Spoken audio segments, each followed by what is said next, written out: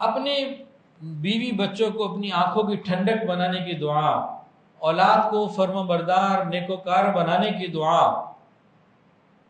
ہمارے شیخ حضرت پیر حافظ الفقار احمد نقشبندی دامت برکاتہ العالیہ فرماتے ہیں کہ اس دعا کو انسان رب اجعلنی مقیم الصلاۃ کی وہ دعا پوری مانگنے کے بعد سلام پھیرنے سے پہلے دوران نماز ہی 1 دفعہ یا 3 دفعہ اللہ تعالیٰ سے مانگ لے،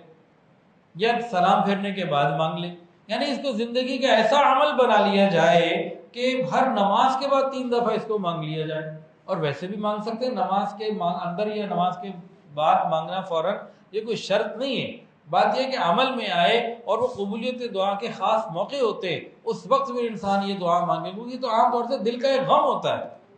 ہر ماں باپ کے دل کا یہ غم اور خواہش ہوتی ہے۔ تو بیوی بچوں کو نیک بنانے کی دعا، اور اس میں بیوی بچوں سے مراد یہ نہیں ہے کہ بیوی نہیں مانگ سکتی، اگر شوہر مانگ رہے ہیں تو مراد بیوی اور بچے ہیں، بیوی مانگ رہی ہے تو مراد شوہر اور بچے ہیں۔ اگر بیوی یہ مانگے گی تو اس سے مراد شوہر اور بچے ہیں۔ کتنی عورتیں ایسی ہیں جن کو یہ شکایت ہوتی ہے کہ جی شوہر ادھر ادھر جو ہے نا وہ منہ مارتے ہیں،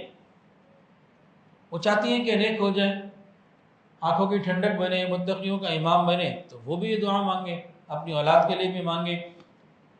سورہ فرقان کی آیت نمبر 74، سورۃ الفرقان آیت نمبر 74، اور یہ مشہور دعا ہے، سب کو تقریباً یاد ہوگی۔ ربنا هب لنا من ازواجنا وذرياتنا قرۃ اعین واجعلنا للمتقین اماما۔ اے ہمارے رب، ہمیں اگر مرد مانگ رہا ہے تو بیوی، اور عورت مانگ رہی ہے تو خاوند آئے گا، اے ہمارے رب ہماری بیوی اور ہماری اولادوں کو آنکھوں کی ٹھنڈک بنا